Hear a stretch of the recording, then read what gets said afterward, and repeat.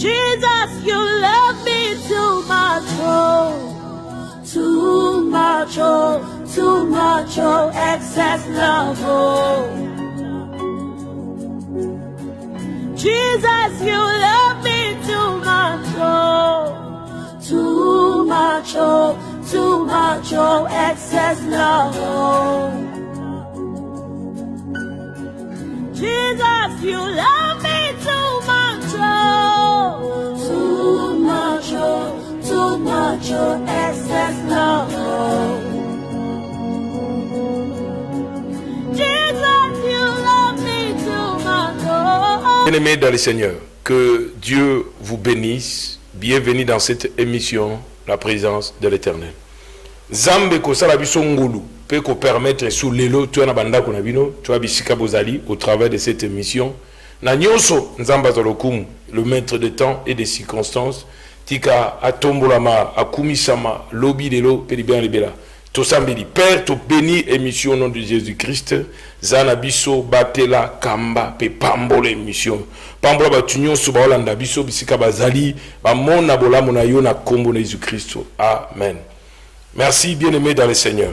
Lélo, avec la grâce du Seigneur, toi, on a terminé sur le couple Naboth na Jézabel.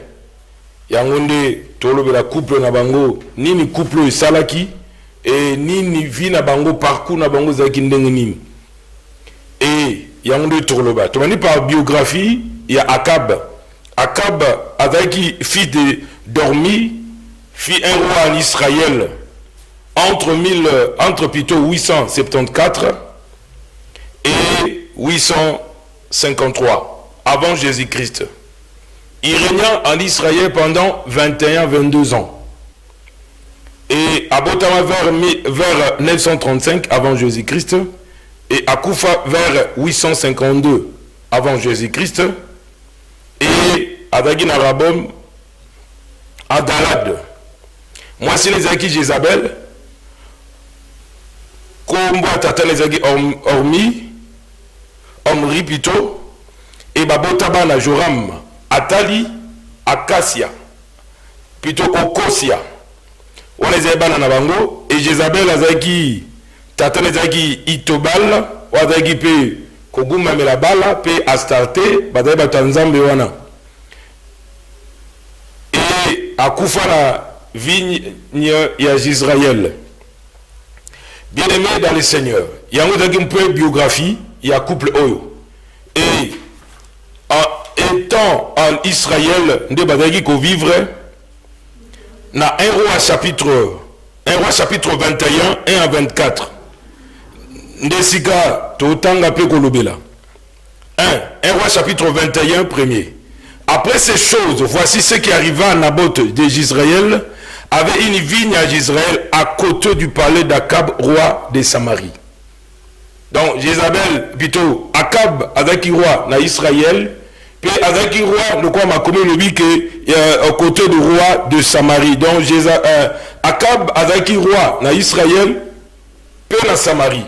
Mais dans 4 verset de la Bible, Akab, avec un ndakunaye pene na Naboth. Donc, Naboth, azwa vigne wana batikele lokola héritage. Yangona 1 roi 21 verset 1er sika tutotanga. Donc yenanda kwa roi ezeka pembeni. Donc ekangama pembeni bazali ba voisin. Donc Akab plutôt Naboth avec voisin à roi Akab. Verset 2. Akab parla ainsi à Naboth, cédez-moi ta vigne pour que j'en fasse un jardin potage, car il est tout près de ma maison. Je te donnerai à la place une vigne meilleure. Si cela te convient, je paierai la valeur de l'argent. Roi Abissi Akab, plutôt roi Akab Abissi Naboth. Naboth, namoni jardin na vigne na yo, jardin les appelés na ndaku na ngai. Na ningi otekela ngango, to na opeso mbongo koleka. Opesanga jardin oyo pour la sala elanga na ngai esika biloko ya kolia ou batu bako kolia. Na verset 3, après Naboth répondit à Akab que Yahweh me garde de te donner l'héritage de mes pères. Abi yawa batela ngai. Na pesa yote. Héritage ya batata na ngai. Or, plutôt Naboth azaki héritier, o ba pesa qui est jardin. Vigne plutôt. To elanga. O ba pesa yi. Et le quoi ba pesa yi wana alingaka batelango na domaine héritage. Secondaire muta premier degré, T, deuxième T, troisième T, héritier. Il y a premier degré T, il y a deuxième T, il y a troisième T. C'est-à-dire que on peut hériter le côté. Donc le quoi il y a héritage. Vigne wana ba pesa yi d'Israël. C'est-à-dire qu'il y a une autorité likonango. Azu vigne wana abateli yango. Mais roi plutôt Akab, à cause de son envie, le kosonaye. Bien mais bato bazana mbongo, to bato ba pambolami, to ndamba sali bango ngolu akozwa. Bango nyonso te bazana le koso biloko na batute. Mutuzu soki ndamba pamboli, il compte seulement sur ce que Dieu lui donne. Alingi kozwa richesse d'une manière légale.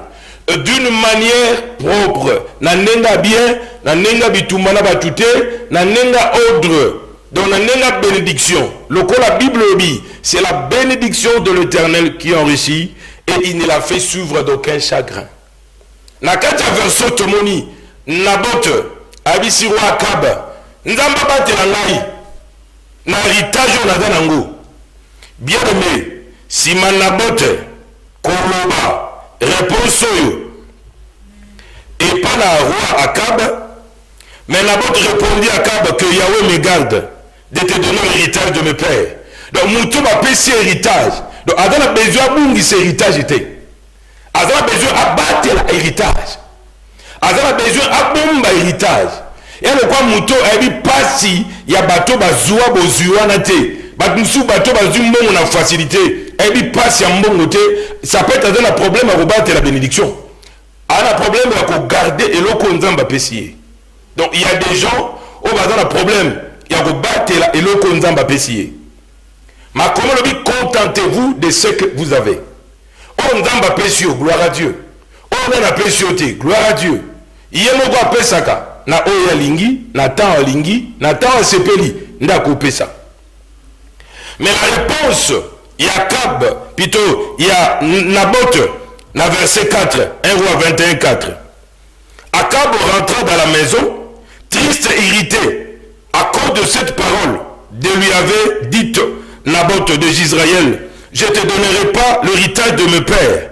Et il se coucha et sur son lit détourna le visage et ne mangea rien.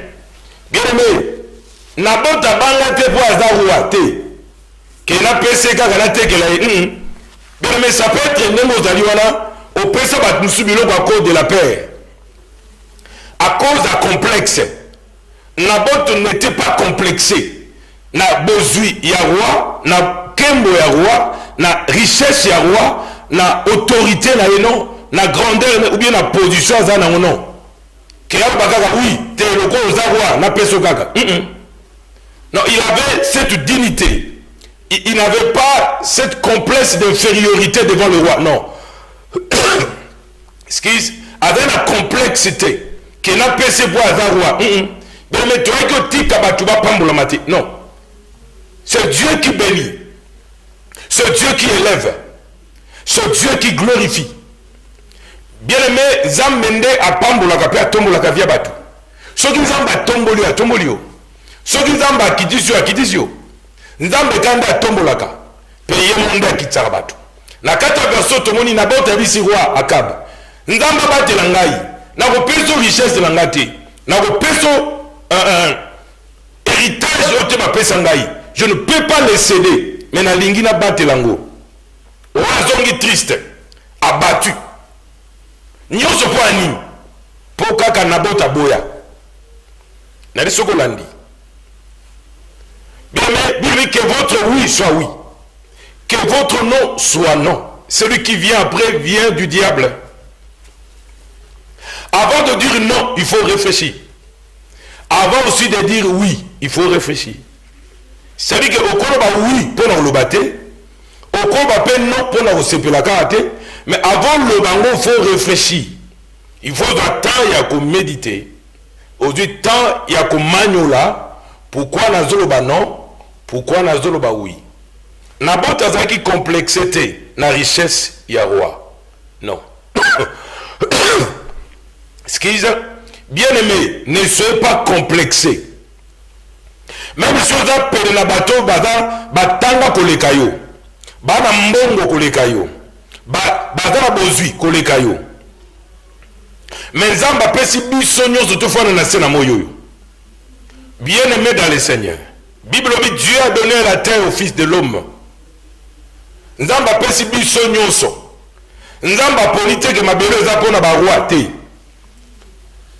To pona ba président, pona ba ministre, pona ba politicien te. Pona ba millionnaire, pona ba milliardaire, non. Nzamba permettant mutu nyonso na sena moyo par sa grâce. Quelle que soit famille au botami. Ça peut être famille à nabote, bazwa na pasi, pe na pasi wana basomba elango vigne. Pe batikeli na bote. Bien mais ça peut être de la nangai. Batikela yo richesse, batikela yo héritage. Mais na héritage yo batikela yo, o sala na yango nini. O sala kanango nini. Héritage yo batikeli yo. Est-ce que aux autres ont une valeur ou bien aux autres ont une valeur?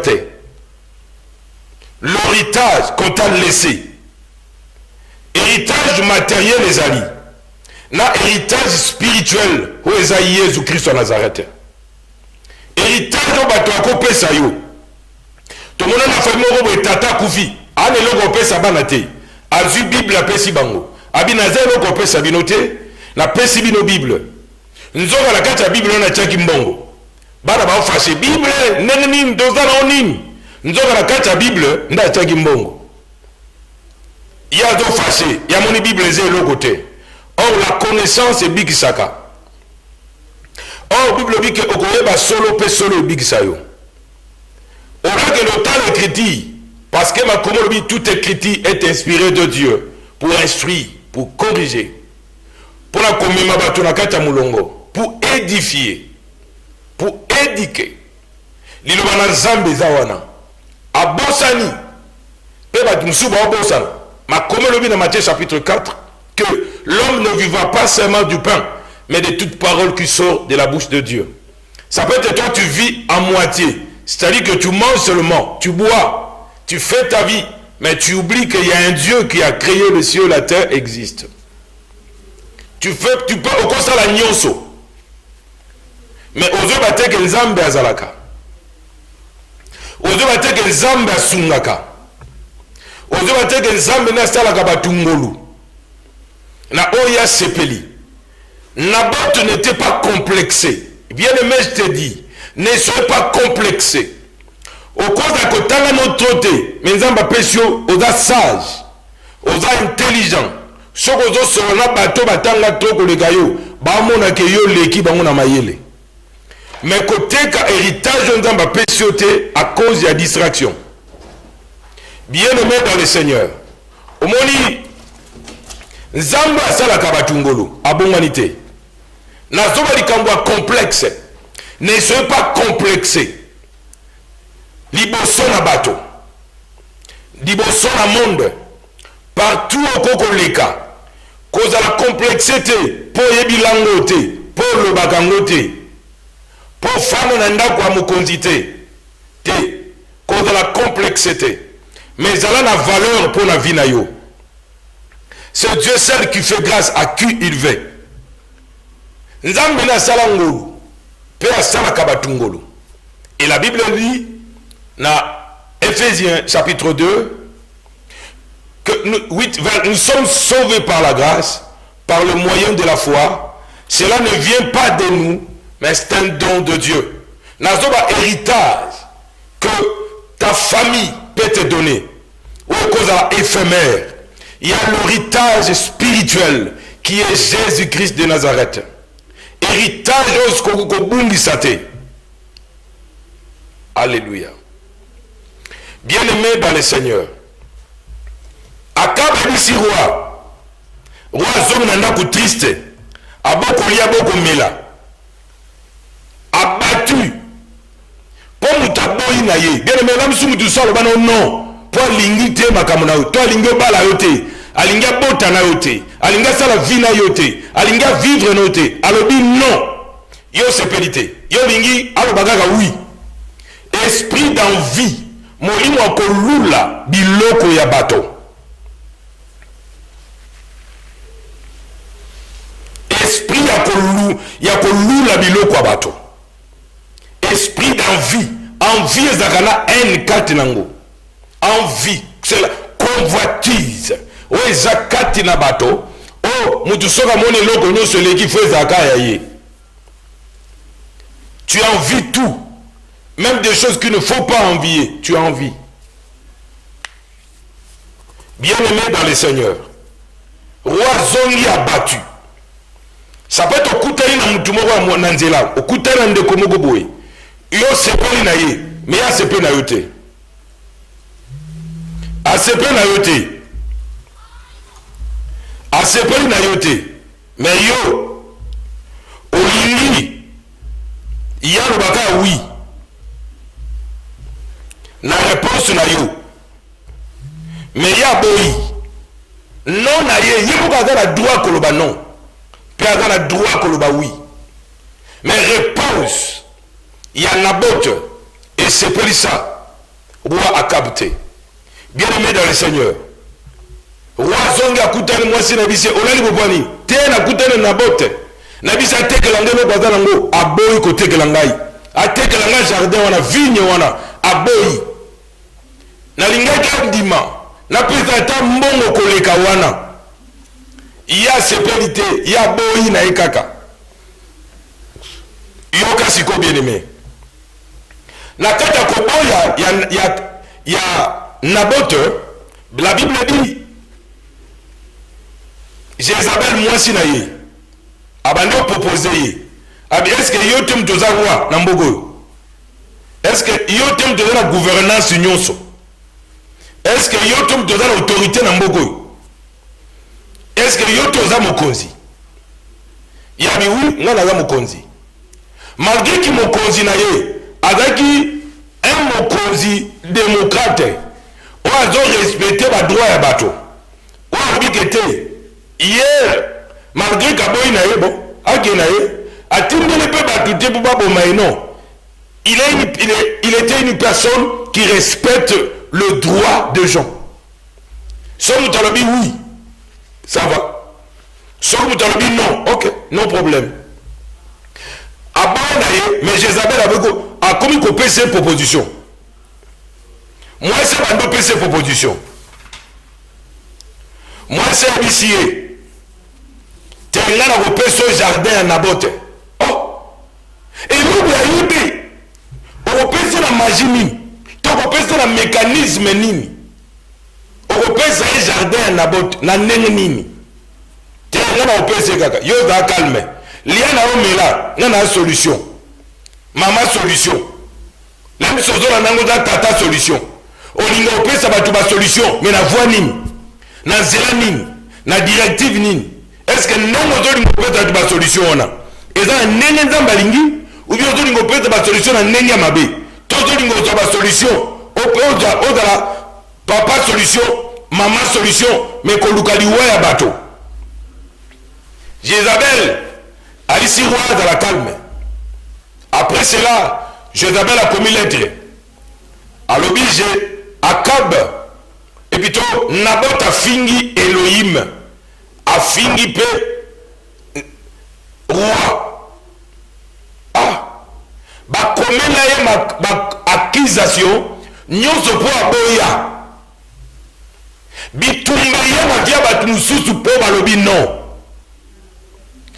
po batali ke toko céder te Naboth je ne céderai pas l'héritage qu'on m'avait donné.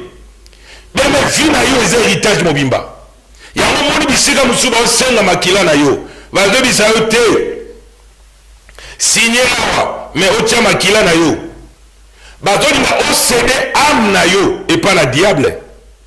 Bien mais que sert-il à un homme de gagner le monde entier et de perdre sa vie. Tout le monde a roi ebele, président ebele, toupé ebele na sena moyoyo. O basala mona makambo basala. Pe souka na bango esike mema bango. Là sous babisa o cédé banana yo. Parce que nous sommes le champ de Dieu et l'édifice de Dieu. C'est-à-dire que nous avons de l'importance devant Dieu. Nous avons de la valeur. Si tu n'avais pas de la valeur, Jésus-Christ et Seigneur Koufa Ponaote. Ce qui Jésus Koufa Ponabiso, c'est parce que nous avons de la valeur devant Dieu. Même si que tu n'as pas de la valeur, selon eux, mais pas selon Dieu. La valeur. Moutouye mon pas comme il peut sa valeur. Ce qu'on veut comme il peut sa valeur était. Au comme il tchape na katalikama. Peut sa valeur na vie na yo. C'est-à-dire qu'elle ne fait pas de n'importe quoi. Et la Bible dit tout m'est permis, mais tout n'est pas utile. Tout m'est permis. Mais tout n'est pas utile. Tout m'est permis. Mais tout n'est pas utile. Au conseil la nyos. Mais nyos c'est la utilité. Au conseil la batumalam. Mais ça utile. Mais conseil la batumabe c'est la utilité. Jézabel. Ma première et le bien était. Ma première le bien dans Genèse chapitre 2. Tout le temps, ma combien Zambé.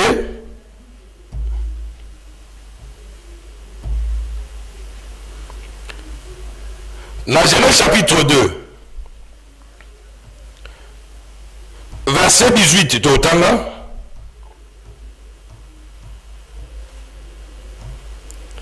Genèse chapitre 2, verset 18. Tout le temps au nom de Jésus-Christ.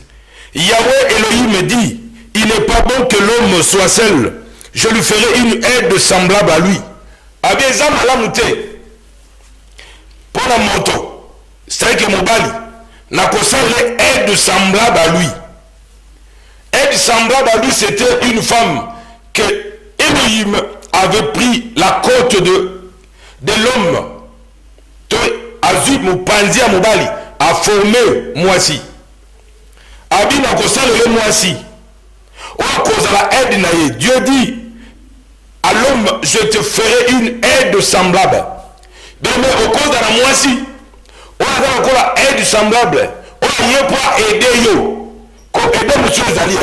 Mais Moutou Olé a aidé yo au Kende Diboso. Azo aidé vers la mort, vers l'échec, vers la malchance, vers la malédiction, vers la limitation, vers l'échec, vers la bassesse, vers le plaire, vers la mort. Aye le kola muto aye ko aider yo au kwe ya malamu na libulu. Et quand tu peux vice versa, au cause tu peux mbali mususu, au là de la penda mukua na yo. Aye pour aider yo kende vers la mort. Aye pour aider au kouf avant. Ba mingi pe ba koufi avant à cause ya basi, à cause ya mibali. Ba msu pe ba koufi avant. Là msu na nzela bana na bango ba bomisa bango.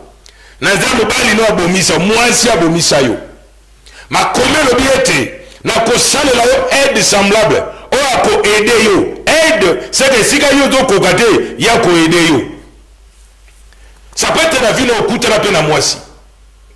Est-ce que basi nyoso okuta la ba dala aide pour na yo ba aida yo. Ma kome lo bi celui qui trouve une femme trouve le bonheur. Est-ce que bonheur yo zoa aux autres pensa bonheur, bonheur est la matérialité, mais ils appellent la joie au moutouazoui. Ils appellent la paix, stabilité, esprit, moral, la moutou calme. Tu peux avoir des choses, nakata mokilo, mais au côté de la mouton, tu te sens calme et posé. Aya pensa kobo sanisa o makamusu so zaki amabe. Aya pensa ko aider yo kende liboso. Aïe pensa a aidé à avancer dans ta vie.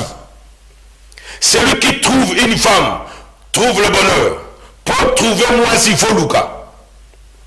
esengeli nzambe aide yo pour trouver mobali, nzambe aide yo pour trouver mobali ya malamu pe mwasi ya malamu. Bino libanda ekesenaka na kati na libanda okomona makambo nyonso kitoko, me ntango ofande na okoti na ndako ya libala nde esika makambo ebandaka, nde esika baprobleme ebandaka. Olinga nani? Okangama na nani? Mwasi nini yo olingi? Fiancé nini yo oza na ye? Otalaka libanda me otala kati te. Est-ce que osenga révélation epa na nzambe mpo na mwasi yo olingi? Toza na révélation te.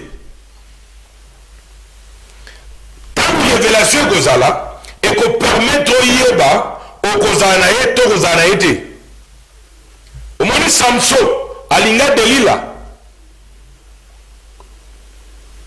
bapara na ye bazalaki kotelemela libala wana.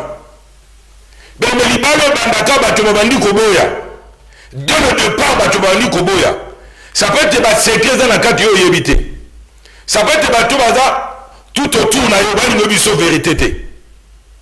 S'il faut ba biso vérité bako révélo ke keba na moto olingi, keba aza makambo mabe, keba kosakrifie yo na etonga moko ezalaki ndeko mo mbala ayaki na bozwi na ye oyo nzambe oyo azalaki nango ndenge azwa kaka ye moko ayi na eglise amoni ndeko moko amwasi asambela na etonga ayebisi ye nalingi obala yo. Ndeko amwasi andimi mamemie na eglise bakuta na paster, tant frère wana kuta na paster azwi mbongo akabeli paster yakasi ke ndenge apesi paster wana corrompre ye non. Ya zwi mbongo malamu me abi ayesi ndeko amwasi tosambela mpo na libala oyo. Beneme bandeko mosusu bise tobondela abi nzambe asasala, nzambe asapesi ngai na esesidi. Donc kojuge na parence te, kota na révélation. Bien aimé, ndeko amwasi oyo amoni okwa baana excellent, amoni okwa mabe, andima bato ata kosambela te, abonelaki nokokota na kati ya libala. Bien aimé, tima kokota na kati ya libala wana makambo eyela ye na nsima, akoma kobela, akoma kosufri pe na kufa. Aye kozongo esa pase talanga na okufa abise me toboyaka libalo toboyaka yango me yo yokaka te mpo na nini okebaka te, mpo na nini okebaka te. Bien-aimé dans le Seigneur, mabalo déjà bana dès le départ bato baboya mikebisa na kati nango. Omoni malgré que Samson avec une pakoli, malgré Samson avec une onction, l'onction était sur lui, il était plein de grâce, plein d'onction. L'esprit du Seigneur le saisissait. Et d'ailleurs ko simbaye, avec ko bonde, ko koueisa ba Philistin, azo détruit ba Philistin. Mais moi je suis azaki pelenaye, yenda azaki lokola moi so azo lukaliwa na ye. Azo luka faiblesse na ye. Bien-aimé batumsu na sena moy, soka ye pelenayo aluka ka faiblesse na yo. Alinga profiter na faiblesse na yo. Alinga zo accès na faiblesse na yo. Bien-aimé, soyez prudents. Soyez sages, ne soyez pas distraits. Ta vie est devant toi. Ne joue pas avec la vie. Ne joue pas avec la vie. Ce que tu es maintenant, c'est Dieu qui a permis que Ozala Ozalelo. Soukanango Samsona akufa. Et Delila tikala. Omoni libala ngo ya kotaka. Omoni libala kotaka. Po libala musuba tubakote vete po mwaza na mbongo belena dingaye. Bien aimé, tangu famille banogolo banayo. Tangu mbali ne yemoga bandolo banao. Kenga na sale la gonyoso. Omwaga ta mutaba nga nzambe. Oya discipline munoko na ye. Oyoka kuteke yendo salango. Discipline, ce que tu as dit, Adam soit soumise. Na mobali oga na msuma kamwana te. Mais mabala musomona ke mwasi asala nyonso pona mbali wana. Mais si mbali wana mbongo nyonso ba opese, ake linga basi musudi banda, ake zo mutu musudi ndi banda, mbongo ya bato, balingiye na ngolu na bolingo na nzambe. Babala ni lemsu libala ne salama mwasi ne mtapesa mbongo. Ondima ye bongo. Libala za business ite. Mais là, union sacrée, union zamba bengisa, uta edene. Libala na ba contrat morote auto ça libala 2 ans, il y a 3 ans, il y a 4 ans. Oh, nakata libalo, tokobota te. Nakata libalo Non. Libala eza bolingo o nzamba pesi bato mbale balingana bafande longo batambola na se na moi kino kola kozwa moko to sima moninga to mosusu. Akab Jézabel mwasi na ye total na Genèse 18 a dit qu'il n'est pas bon que l'homme soit seul, je lui ferai une aide semblable. Bien aimé naoloba ça peut être yo ozala mutu azo aider yo okende vers la mort. On a aidé yo avancer la vie, mais azo lukaliwa na yo. Mikebisa kati na yo. Zala bo sosoli kati na yo. Roi ya zaki, mutu ya Israël, roi ozamba tombola. Roi ozamba sala. Bien aimé, nzambe ni muta tombola ka bato. Pe asala ka grâce na bato. Ako tombola lolenga sepeli. Ako sala yo moto lokola ya moni malamu. Bien-aimé dans le Seigneur, na lingo sosola kati na yo, na lingo longola distraction kati na yo, tala vi na yo malamu. Jézabel a donc proposé mobali na yo idée. Abi tokozwa vinyo wana elanga ya Naboti tokozwa ngo. Bien-aimé na utoka ke héritage nzamba kopeso bana lokola héritage, mais na bana nzamba pesi yo, mais le monde des ténèbres ezo biso cédé bango. Mais ça peut être toujours la nangesi kozali nzamba pesa yo bana, mais bana wana o céda bango bakoma bakizengi, o céda bango bakufa na kati ya famille ozoboma bato otala te. Héritage mobimba bongutu aza héritage ya nzambe, moto aza elanga ya nzambe, moto azelanga mokili makomi elobi Yesu alobi elanga eza monene basali ba moke bato nde elanga oyo nzambe aza na bango besoin. Moto lokola elanga, lokola jardin ya nzambe, lokola vigne ya nzambe oyo nzambe alingi kokangola mpe kosikola. Plan ya mabe bandi oyo Jézabel atelemisi, plan mabe. Or, Bible dit, je sais le projet que j'ai formé pour vous. Projet de paix et non de malheur. Bien-aimé, la Bible dit, ils te feront la guerre, mais ils ne te vaincront pas. Bien-aimé, dans toutes les guerres, au batuba au salayo, nabi tumanyon so ya vina yo, tika zambe alongisa yo, tika zambe asara omolongi, tika te plan ya molili échoué, tika te organisation nyonso batuba okota. Réunion bakota butu moi pona lokoluka ko baby sa vina yo pona koluka liwa ya vina yo makomelo bi bakoya nzela moko ba opanzana nzela sambo nzamba panza banguna na yo nzamba panza bato basangani moni tour de Babel balaki otonga ba otonga mais nzamba etia bango confusion ba panzani malgré kimunene na bango malgré onyoso bazana ngo mais Dieu les a dispersés. Peu histoire na bango esili. Bien-aimé dans le Seigneur, nalingi kora sungayo makomo biote, celui qui trouve une femme trouve le bonheur. Est-ce que moi si ozwa réellement bonheur ou bien trouva bonheur te? Mon balo zanaye, est-ce que tu as réellement trouvé le bonheur ou bien o trouva vraiment kofinga baisilite kobeta konyokola kolongolo bilamba na miso na bato konyokola yo kobenga na yo kofaire souffrir vie na yo abengani oke na congé na opa na bino après okozonga ezalaka te libala bakenda congé te mpo ozonga si opa na bino mpo ozonga te ou bien ke oyebi te vi yango okendaki to oyebi vi yango okoti te to olelaki mobongamaki mpe te mpe libala senge mpe moto abongama oyeba makambo oyebaki te balakisa yo batalisa yo lolenge esenge lotambola na nyonso mpona lokumu na nzambe bien-aimé nalingi ososola mpe omitya na kati na molongo mpona lokumu ya nzambe mpona honor ya nzambe Jézabel asali mukanda abi Nabot afini nzambe noka nzambe bafingaka te eza abomination lokola na kati ya Israel bafingaka nzambe te nzambe aza na droit respect mpe batangaka kombo ya nzambe mpa mapamba te okotaka kombo ya nzambe mpa mapamba te nde Deutéronome 20 lobi tu ne prononceras pas le nom de l'Éternel en vain non inutilement non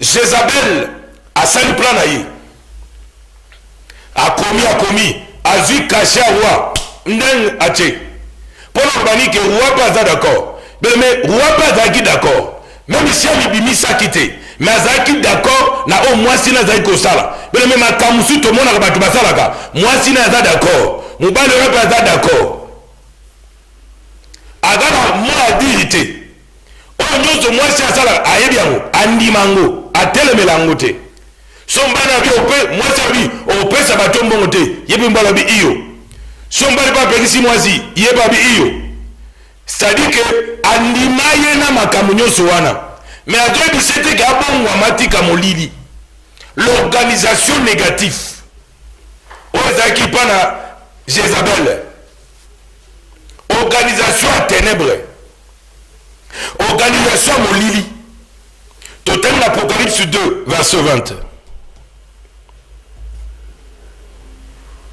Apocalypse chapitre 2 verset 20 sika tokotanga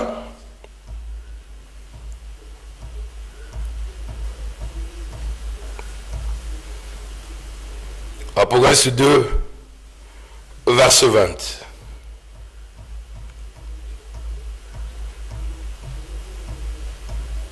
Apocalypse 2 20 tokotanga Apocalypse 2, 20. Total au nom de Jésus-Christ. Mais ce que j'ai contre toi, c'est que tu as laissé la femme Jézabel qui se dit prophétesse d'enseigner, de séduire mes serviteurs pour qu'ils se livrent à l'impudicité et qu'ils mangent de viande sacrifiée aux idoles. Yoka Apocalypse 2, 20 lubi. A bien nous on a contre les animes. Et d'abord qui Jézabel a ça la nini. Otiki Jézabel asala nini enseigner bato aleka kosani il est moko s'autoproclamer d'autres versions lobi il s'est s'autoproclamer amikomisi ye moko prophétesse akomi ye moko motei nzamba akomisa ye te nzamba benga ye te bien-aimé o nzamba benga ajustifia bango pe aglorifia bango o nzamba benga mais la carte la version tangi nzamba zobi se tonga na ye abi eloko na contre yo zanini potiki Jézabel o azoba ke ay ye azomi lo baza prophétesse ye azomi lo bakaza motei ngana tia yete ngana komisa yete ngana sala na yete o yazali mafuta ngai ezali kona yete mon esprit n'est pas sur lui. Le quoi biblique dans Luc chapitre 4 verset 18 avec l'esprit du Seigneur sur moi car il m'a oint pour annoncer la bonne nouvelle, pour délivrer les captifs. Mais la carte de verset de Tanguy m'a commis le dit boye. Mais c'est que je contre toi. Donc Zambada contre Batuoyo Badotika Jézabel Alega côté comme Maribota Nzambe ne Kobo. Oazombe malibota na nzambe na kati na liwa omona Jézabel amema mobali ne vers la mort akomisa e commandité ya liwa ya bato lokola ya mesana na ye abangaka masumu te abangaka mbindo te akomande mobali na ye kose livrer na kati na masumu abi ce que je contre toi c'est quoi parce que tu as laissé la femme Jézabel qui se dit prophétesse enseigner, séduire mes serviteurs. Oh Jésus Christ. Abiazo séduire basali en Zambé. Parce que bazon nima makamou ya Jézabel. Bazon nima molili ya Jézabel.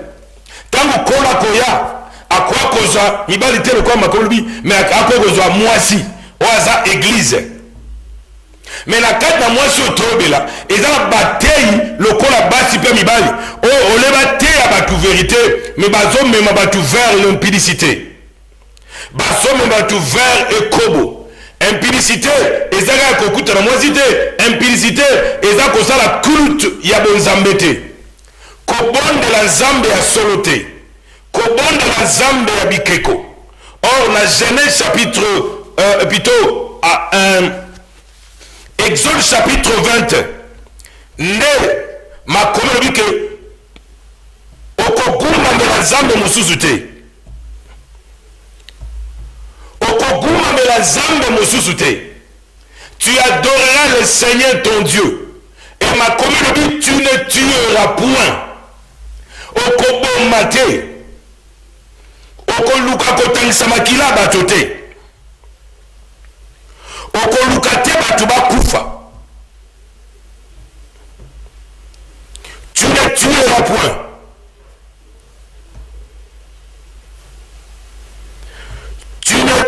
Exode 25 le dit, tu ne te prosterneras point devant elle, tu ne le serviras point, car moi Yahweh ton Elohim, je suis un Elohim jaloux qui punit l'iniquité de père sur les enfants jusqu'à la 4e génération de ceux qui me haïssent. Ton son épouse à Jézabel, a bien dit qu'à Jézabel a teya, c'est que ça bateau bateau me mamate à l'ipengwa. Bateau bateau séduit bateau la carte, bateau il a qu'au séduit bateau, tango tale, nenga telemi, nenga lati, nenga zo vivre. Le bateau il a qu'au séduit yo. Nazia malobanaye, amenez-moi vers l'horaire, esprit de l'hérésie, l'esprit de l'antichrist, l'esprit alibunga. Molimo ezombe mabatu vers l'égarement, vers l'hérésie. Abioto tikayate à bateau, enseigner bateau, amener la bateau libunga. Otiki pour anime. Bien aimé dans le Seigneur, n'alingio comprendre parole. Tu as laissé qui t'enseigner la parole. Parole ni a enseigné yo. Zamba dans Apocalypse 2, 20. Tu as laissé Jézabel enseigner bateau. Tu as laissé Jézabel comme même la batumati à libunga. Message également. Message de l'horaire. Nalingi kola sunga yo bien aimé. Jézabel avec son plan a commis l'être à Ndanga ou bien caché à roi pour dire que roi il a accepté ce que je fais. Il a fait ça au nom du roi et le roi avait accepté. Bien aimé, kondimabindimandimate contrôler les documents au bâti caché na yo pour ne pas que réputation na yo bébéba. Veillez sur ce que ta femme fait. Veillez sur ton mari. Ne pas que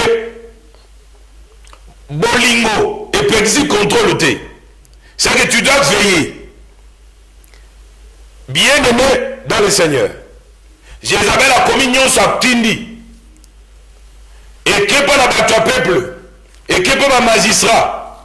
Batindi la kimbale ba akizé. Abi cet homme a injurié Elohim. Cet homme a injurié le roi, a créé un jour ya kokila que batu bakila nduna kokila wana ya kolukali wana bato bien mais kokila nyoso batu bakila ka kokila nyoso teza propre mais kokila monsieur teza kokila monde à ténèbres o bato sala ba jeune peut prier koluka ko bebi sa via bato koluka ko détruire via bato bien mais que Dieu te protège et que dans toutes choses il y aura plus que vainqueur. Jézabel a comment? A comment Makambu? Oh, a comment c'est la fausseté. C'est la fausseté. Joseph Nandagwa roi. Moi si à roi. A l'obanaye. Balaba kene wafa nanaye balala naye. Mais Joseph Aboya. Mais l'ambé tikala. Tant que l'ambé tikali. Preuve te.